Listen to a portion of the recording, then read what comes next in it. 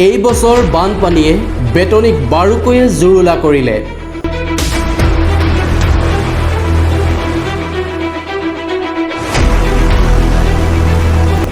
বানপানীয়ে গৰকা বেতনীৰ সমস্যা অন্ত নাই। বানপানীৰ উপৰিও বহুত সমস্যা আছে বেতনীত। নমস্কাৰ, আপোনালোকে চাই আছে ভাদৈ নিউজ। এতিয়া বাৰিষাৰ বতৰ। ৰাজ্যৰ বিভিন্ন প্ৰান্তৰ লগতে নাহৰকটীয়া বিধানসভাৰ সমষ্টিৰ বেতনী গাঁৱকো বানপানীয়ে জুৰুলা কৰিলে। এবাৰ আহিয়েই দায়িত্ব সামৰিলে জনপ্ৰতিনিধিয়ে। ঘৰৰ মাজভাগলৈকে পানীৰে উপচি পৰিছিল বেতনী গাঁৱত। ডিগবৈ নৈৰ পানীয়ে জ্বলা কলা খোৱালে বেতনীবাসী। সকলো ফালৰ পৰা যেন পিছ পৰি আছে বেতনী গাঁওখন। অসম চৰকাৰৰ জনপ্ৰতিনিধিয়ে যেন এক হীন দৃষ্টিৰে চোৱাৰ পৰিলক্ষিত হৈছে গাঁওখনক। বাৰিষা আহিলেই বাট পথবোৰ ক্লেদময় হৈ পৰে। ক্লেডেৰে ভৰা বাটেৰে অহা যোৱা কৰিবলগীয়া হয় গাঁওবাসীয়ে। বহুতো ঘাট প্ৰতিঘাটৰ মাজেৰে জীৱন অতিবাহিত কৰিবলগীয়া হৈছে বেতনীবাসীয়ে। সহজ সৰল গাঁওবাসীৰ মনৰ উদাৰতা বহু বেছি। গাঁওবাসী একত্ৰিত হৈ ভোগালী বিহু সুন্দৰৰূপেই উদযাপন কৰে। তথাপি মনত যেন এক ক্ষোভে অহৰহ খুন্দিয়াই থাকে।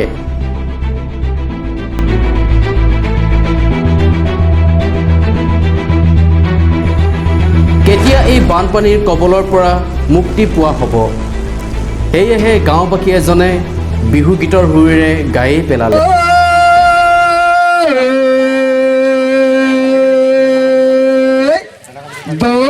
মাটি বেতনী তাতে উঠে বানপানী, তাতে উঠে বানপানী, দলে টানি টানি পৰিবাদে ভাগৰে শুন মনে বুজিছনে নাই, মই জানো শুন মনে বুজিছনে নাই। আজি দুলীয়াজান আঞ্চলিক, ভাদৈ আঞ্চলিক আৰু বকুলনি আঞ্চলিক টাই আহোম ছাত্ৰ সন্থাই বানপীড়িত বেতনী গাঁৱৰ প্ৰায় 100 ঘৰৰ পৰিয়ালক বান সাহায্যৰ লগতে কৰোনা মহামাৰীৰ পৰা ৰক্ষা পাবৰ বাবে মাস্ক বিতৰণ কৰে। লগতে উপস্থিত থাকে টাই আহোম ছাত্ৰ সন্থাৰ ডিব্ৰুগড় জিলাৰ সাধাৰণ সম্পাদক মুনীন গগৈ আৰু সভাপতি টংকেশ্বৰ বুঢ়াগোহাঁই। টাই আহোম ছাত্ৰ সন্থাই খিলঞ্জীয়া আহোমৰ উন্নতিৰ হকে সদায় মাত মাতি আহিছে, যাতে কোনো কাৰণতে আহোমসকল পিছ পৰি থাকিব নালাগে। তাৰোপৰি বিভিন্ন দুৰ্নীতিৰ লগতে বিধায়কৰ দুৰ্নীতিৰ বিৰুদ্ধেও সংগঠনটোৱে মাত মাতি আহিছে। দুলীয়াজান আঞ্চলিক টাই আহোম ছাত্ৰ সন্থাৰ সাধাৰণ সম্পাদক ৰূপম গগৈয়ে বান সাহায্য প্ৰদান কৰি থকা অৱস্থাত আমাৰ সংবাদদাতাৰ আগত এনেদৰে কয়। আমি টাই আহোম ছাত্ৰ সন্থাৰ দুলীয়া আঞ্চলিক সমিতিয়ে দুলীয়া সমষ্টিৰ আৰু নাহৰকটীয়া সমষ্টিৰ সীমামূৰীয়া অঞ্চল বেতনী গাঁৱত প্ৰায় 100টাৰ বান বিধ্বস্ত পৰিয়ালক আমি যিখিনি চাউল, দালি, মিঠাতেল, পিঁয়াজ আদি কৰি যিখিনি আমাৰ সামৰ্থ্য শক্তি অনুযায়ী আমি প্ৰতিটো পৰিয়ালকে আমি ক্ষুদ্ৰ এক আমি সাহায্য আজি আগবঢ়াব আহিছোঁ। আৰু আমাক দুলীয়াজান ই ৰিক্সা সন্থাৰ সভাপতি সম্পাদকে প্ৰমুখসকলে বিষয়ববীয়াসকলে যথেষ্ট সহযোগিতা আগবঢ়াইছে। আৰু আমি ধন্যবাদ জ্ঞাপন কৰিছোঁ ভাদৈ নিউজৰ লগতে স্থানীয় সংবাদদাতাসকলক যে আজি এনেকুৱা ধৰণৰ বোকাময়, এনেকুৱা ধৰণৰ দুৰ্গম যিটো অঞ্চল, ইয়াতে আচলতে গাড়ী মটৰটো বাদেই দিয়ক, ইয়াত মানুহৰ খালী ভৰিৰে খোজকাঢ়িবলৈও এটা যথেষ্ট অসুবিধাৰ সৃষ্টি হৈছে এনেকুৱা বোকাময় পৰিৱেশ। গতিকে চৰকাৰখনৰ ঢাক ঢোল বজোৱা যিটো নীতি, এই নীতিটো আচলতে ইয়াতে প্ৰমাণ হৈছে তেওঁলোকে কিমান উন্নয়ন কৰিছে। গতিকে এই যিখিনি মানুহ অভাৱগ্ৰস্ত, যিখিনি দৰিদ্ৰ, এই মানুহখিনি বানত আক্ৰান্ত, এই মানুহখিনি আমি কেঁচিত মানুহ আচলতে সাহায্য কৰিবৰ কাৰণে আমি প্ৰায় আজি দুলীয়া আঞ্চলিক টাই আহোম ছাত্ৰ সন্থাৰ তৰফৰ পৰা 100টা পৰিয়ালক আমি সাহায্য প্ৰদান কৰিছোঁ। আৰু আজিৰ পৰা আমাৰ এই সাহায্য প্ৰদান অনুষ্ঠান আৰম্ভ হৈছে। আমি আৰু অধিক আমি স্থানীয় যিখিনি দুলীয়াজান সমষ্টিৰ লগতে দাঁতিকাষৰীয়া অঞ্চলসমূহত যিমান বান বিধ্বস্ত এৰিয়া আছে, আমি সকলোতে যিমানখিনি পাৰোঁ আমি সাহায্য আগবঢ়াবৰ কাৰণে আমি পৰিকল্পনা হাতত লৈছোঁ।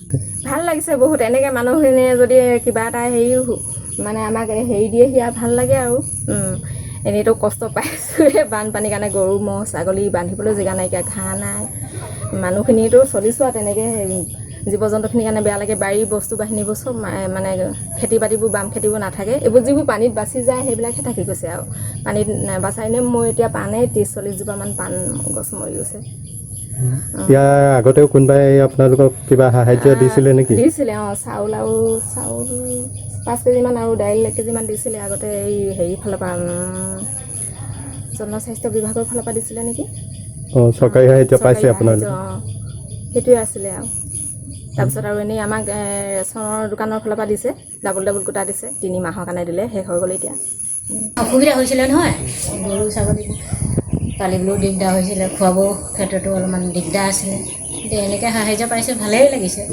চৰকাৰে কিবা সাহায্য পাইছেনে আপোনালোকে চৰকাৰী সাহায্য এনেকৈ দিছিলে আৰু এনেকৈ দিছিলে লকডাউনত চাউল দিয়ে কণ্ট্ৰলত ধৰে হয় সেইটো প্ৰদান কৰিছিলে সেইটো প্ৰদান কৰিছে যিহেতু জনপ্ৰতিনিধি চৰকাৰৰ জনপ্ৰতিনিধিয়ে আপোনালোকে কিবা আই ঘৰ এমআই ঘৰ এইবিলাক কৃষকৰ কিবা সুবিধা পাইছিলে নেকি কৃষকৰ পইচা মোৰ আই ঘৰে এইটো হয় মই নিজে বনোৱা নহয় খালি অলপ মই নিজে ডাঙৰ কৰিলে 2021 চনৰ পিছত বেতনীবাসীয়ে উন্নতিৰ মুখ দেখিবনে নে আগৰ চৰকাৰবিলাকৰ দৰেই একেই হ'ব এয়া এটা লাখটকীয়া প্ৰশ্ন উদয় হৈছে বানপানী হয় অৱশ্যে কিন্তু নোহোৱা নহয় কিন্তু এতিয়া এই ছিজনতে যদি বনাব পাৰে কিন্তু আপোনালোকৰ সুবিধা হ'বও পাৰে নহ'বও পাৰে মই নাজানো আৰু আমাৰ ৰাইজে কিন্তু ইপাৰৰ পৰা ইপাৰলৈ আহিবলৈ বহুত অসুবিধা হয় আমাৰ এইখন দলং ভঙা চিঙা আছে আমাৰ সৰু ল'ৰা ছোৱালীবোৰ স্কুল যাবলৈ বহুত দিগদাৰ হয় আৰু আমাৰ দলংটোৰ সুবিধা নাই কাৰণে আমি মানে ইফালে টাউন ফালে স্কুল মানে হাই স্কুলত যাবৰ কাৰণে আমাৰ ল'ৰা ছোৱালী বহুত